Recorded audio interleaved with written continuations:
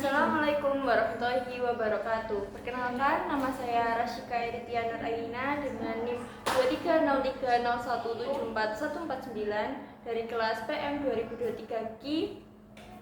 Saya akan mensimulasikan modul ajar berbasis problem-based learning pada materi penyebaran data, jangkauan, dan kuartil kelas 8 SMP.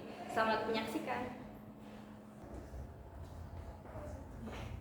Assalamualaikum warahmatullahi wabarakatuh. Waalaikumsalam warahmatullahi wabarakatuh. Bagaimana kabarnya hari ini anak-anak? Alhamdulillah. Oke, hari ini ada yang tidak hadir? Hadir semua. Baik, sebelum kita mulai pembelajaran hari ini, ada baiknya kita berdoa terlebih dahulu. Ketua kelas mohon dibimbing. Ya, Ibu. Baik, sebelum kita memulai pembelajaran pada hari ini, semoga pembelajaran hari ini lancar. Berdoa dimulai. Doa dicukupkan. Baik, terima kasih Mbak Farah. Sebelumnya Ibu absensi terlebih dahulu ya. Yang Ibu sebutkan namanya, sebutkan satu kata yang menggambarkan hari ini. Baik. Farah Meriana, Senang Ibu. Najila Putri, Senang juga Ibu. Erina Amelia, senang Ibu. Yang selanjutnya nggak boleh senang ya. Masa saja Ibu. Cari kata yang lain. Desi Wulandari, Saya penang Ibu. dengan Anissa Yora, Saya Ibu gerah. nanti AC-nya dinyalakan ya. Pramudia Ananta, Senang. baik, sebelumnya siapa yang tahu kita akan belajar apa hari ini? Penyebaran data, jangkauan, dan kuartil. Ya, betul sekali. Hari ini kita akan belajar jangkauan dan kuartil. Nah, sebelumnya siapa yang masih ingat tentang min atau rata-rata? Cara nyari min itu gimana? Ada yang bisa jawab? Ayo, Kira silakan. Cara mencari min itu semua datanya dijumlahkan lalu diganti dengan banyaknya data. Nah, betul sekali. Kalau median itu apa artinya? Nilai Betul. tengah. Kalau modus? Nilai yang muncul. Oke, semua masih ingat ya? Iya. Oke, di sini siapa yang punya cita-cita kalau besok udah besar pengen jadi pembisnis? Saya. Kalian tahu nggak kalau jadi pembisnis nanti bisa menggunakan kuartil? Kenapa? Karena kuartil 2 itu bisa menentukan rata-rata atau nilai tengah dari harga penjualan kalian.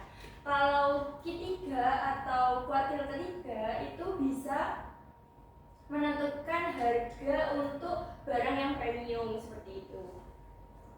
Oke, tujuan pembelajaran kita hari ini itu kita dapat memahami konsep penyebaran data dan dapat mengidentifikasikan jenis-jenis penyebaran data khususnya di jangkauan dan kuartil.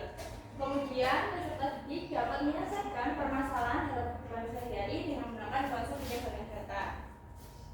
Oke, kita pemanasan dulu ya. Di sini Ibu punya 8 data. Tinggi badan 8 siswa ya. Ibu mau tanya, data terendah berapa? 150. Betul. Kalau terbesar? 175. Kalau data terbesar dikurangi terkecil berapa hasilnya? 25. Nah, dari data terbesar dikurangi data terkecil itu termasuk Jangkauan. Kemudian nilai tengahnya berapa? 150. Betul. 159 sini itu termasuk kuartil 2. Oke. Di sini Ibu punya permasalahan yang nantinya akan kalian selesaikan di LKPD sebelumnya ini kemarin sudah ibu bagi kelompok kan? Sudah. Silakan berkumpul dengan kelompoknya masing-masing.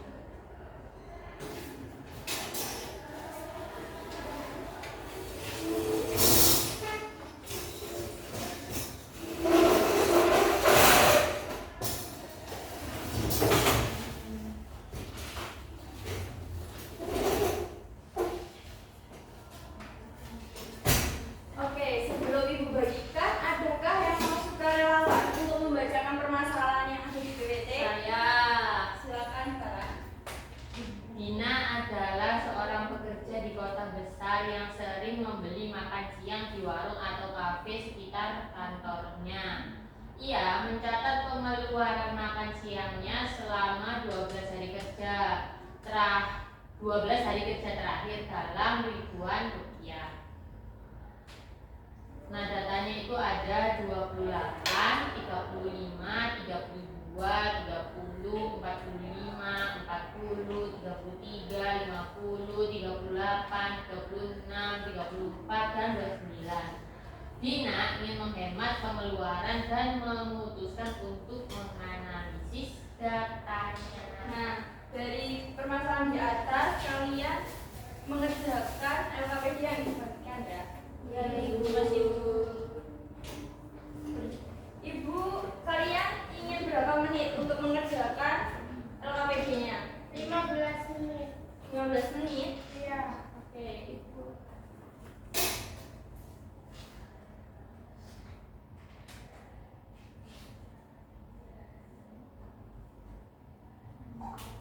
Oke, Ibu mulai dari sekarang ya. Silakan berdiskusi dengan kelompoknya.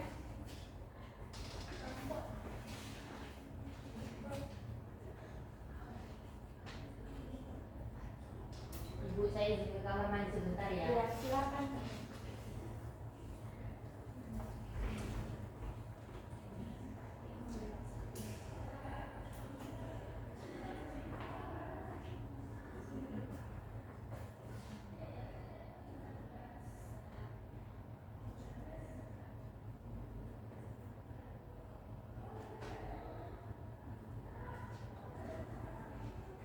Dari kelompok sini sudah ngerjain nomor berapa?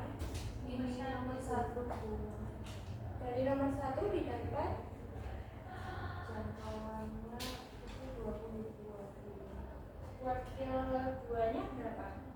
Kuartil 2-nya 34,5. Oke, dilanjutkan ya. Yang masalah selanjutnya. Dari sini masih ngerjain nomor 1 itu. Oke, diskusi ya.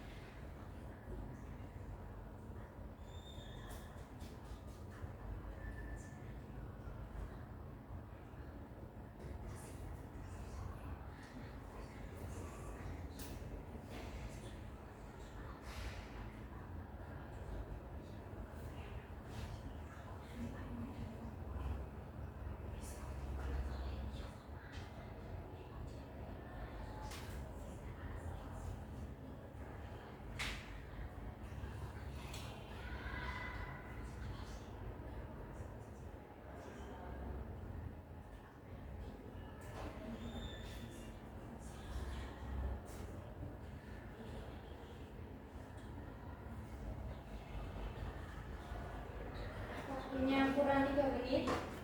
Apa udah selesai semua? Halo? Halo? Waktunya kurang 3 menit, apa masih mengerjakan? Iya, Ibu, iya. dikit banget. Dikit aja. Kesimpulan.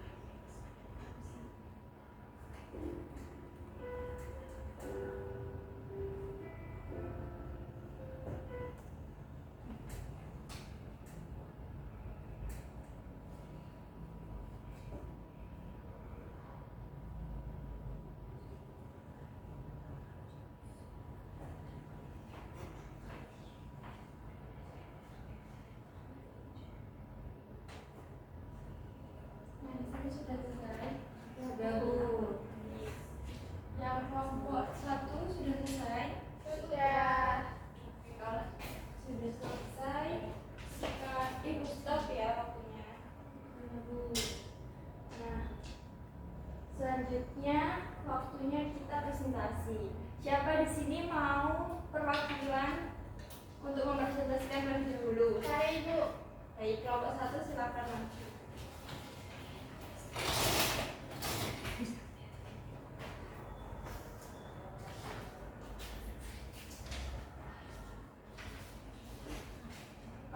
Selamat siang teman-teman. Siang. Aku perwakilan dari kelompok 1 akan mempresentasikan hasil diskusi kami. Yang pertama, hitungan jangkauan kuartil bawah atau Q1, Q2 dan Q3 dari pengeluaran kita. Nah, di sini kita pertama nyari jangkauannya dulu. Jangkauannya tadi seperti yang sudah dibilangkan, nilai maksimum dikurangi nilai minimum. Kelompok kami itu nilai maksimumnya 50, nilai minimumnya 28. Jadi 50 dikurangi 28 hasilnya 22. Jadi jangkauannya 22.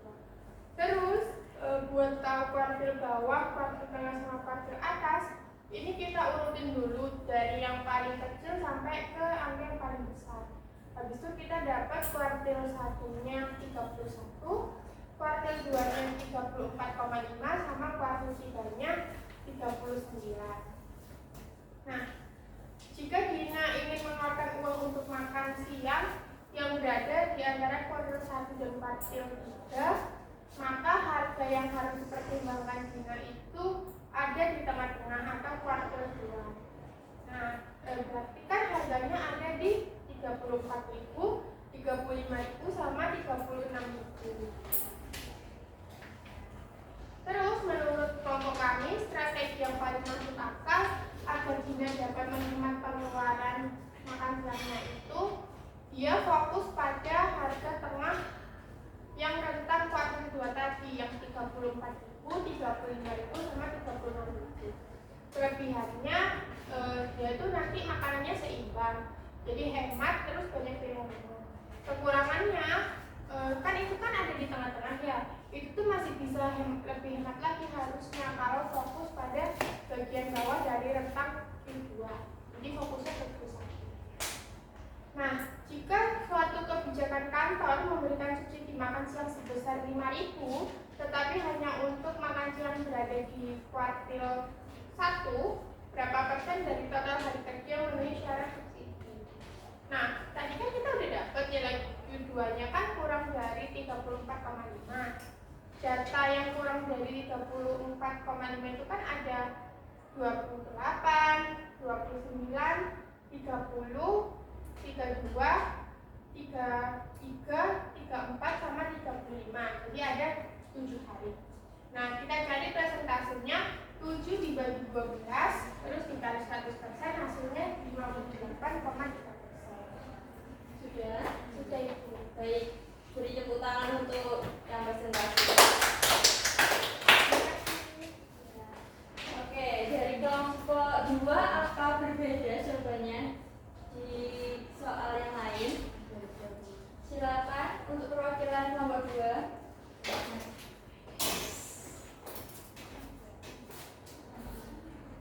Baik, di sini saya akan mempresentasikan hasil diskusi dari kelompok 2. Yang pertama, yang pertama itu sama seperti kelompok 1, yaitu jangkauannya itu kan rumusnya itu nilai maksimal dikurangi nilai minimal. Nilai maksimalnya 50, nilai minimalnya 28. Jadi jangkauannya itu 50 dikurangi 28 itu 22. Untuk kuartil satunya itu 31, kuartil 2-nya 34,5 dan kuartil 3-nya 39. Lalu yang kedua, jika Dina hanya ingin mengeluarkan uang untuk makan siang yang berada antara Q1 dan Q3, maka makan siang pada harga berapa saja yang akan dia pertimbangkan? Jawabannya itu semua pilihan dalam rentang Q1 sampai Q3. Dina akan mempertimbangkan makan siang dengan harga 32, 33, 34, 35, 36 atau 38 ribu rupiah. Lalu strategi yang paling masuk akal agar Dina dapat menghemat pengeluaran makan siangnya itu mengambil semua harga antara Q1 dan Q3, yaitu 32.000 sampai 38.000. Nah, kelebihannya itu masih fleksibel, memberi banyak pilihan menu, nyaman secara psikologis karena tidak terlalu membatasi. Lalu untuk kekurangannya itu tidak terlalu hemat dan masih memuat harga hampir mendekati kuartil 3 atau 38.000 yang cukup tinggi dibandingkan median. Lalu selanjutnya yang keempat, jika suatu kebijakan paket memberikan subsidi makan siang sebesar 5.000 tetapi hanya untuk makan siang yang berada di bawah kuartil tengah atau kuartil 2, berapa persen dari total hari kerja yang memenuhi syarat subsidi? Nah, berdasarkan definisi, kurang dari kuartil 2 secara ketat, nilai dari kurang dari 34,5 itu 28, 29, 30, 32, 33, 34, yaitu sebanyak 6 hari. Nah, presentasenya itu 6 dibagi 12 dikali 100% itu sama dengan 50%. Terima kasih Amel. Beri tepuk tangan untuk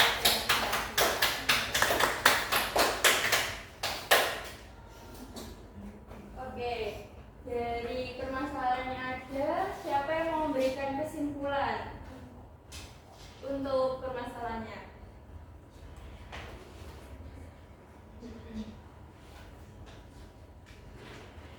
Saya dulu. Ya, silakan. Jadi hari ini tuh kita belajar tentang penyebaran data khususnya di jangkauan dan kuartil. Ternyata pada jangkauan dan kuartil itu bisa diaplikasikan di kehidupan sehari-hari. Contohnya pada LKPD itu untuk menghemat pengeluaran dan untuk memutuskan untuk menganalisis data itu. Oke. Setelah tadi sudah kesimpulan, sekarang waktunya kuis ya. Untuk kuisnya silakan ditulis pertanyaan berikut. Ya Bu. Maksudnya berapa menit? Mau berapa menit? 10 menit? Ya. Oke, silakan tulis Kelompok atau individu? individu ya. Ini untuk nilai kalian saja. Ini cara pertanyaannya enggak ditulis. Ya, tidak apa, jawabannya saja. Soalnya ditulis enggak? Tidak perlu, tidak apa. 15 menit ya.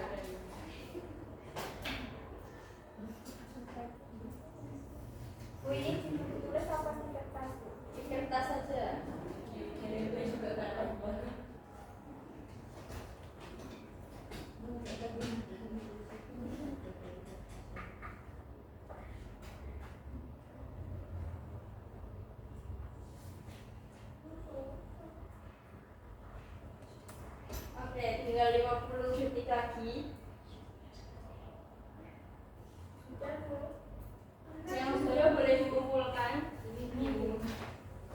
Saya pakai ya. Nanti diambil ya untuk hasilnya.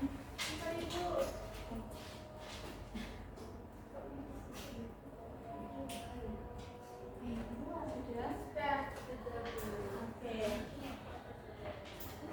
Kuisnya nanti diambil di luar dulu ya hasilnya. Oke, siapa yang mau merefleksikan hari ini? Perasaan kalian bagaimana setelah mengikuti pembelajaran hari ini? Bila Silakan Bila. Saya merasa senang ibu, soalnya baru tahu kalau jangkauan sama kuartil itu bisa digunakan konsepnya itu buat kehidupan sehari-hari gitu, khususnya buat menghemat. Apalagi kan anak sekolah biasanya jajannya kan banyak-banyak gitu. Nah, jadi saya senang banget gitu loh tahu apa permasalahan sama materinya ini.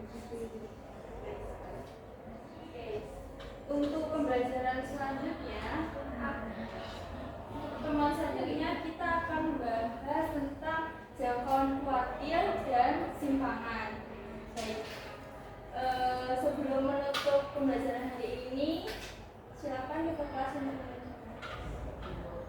Baik, sebelum kita mulai pembelajaran pada hari ini, marilah kita berdoa. Berdoa dimulai. Berdoa dicukupkan. Baik, terima kasih Mbak Farah.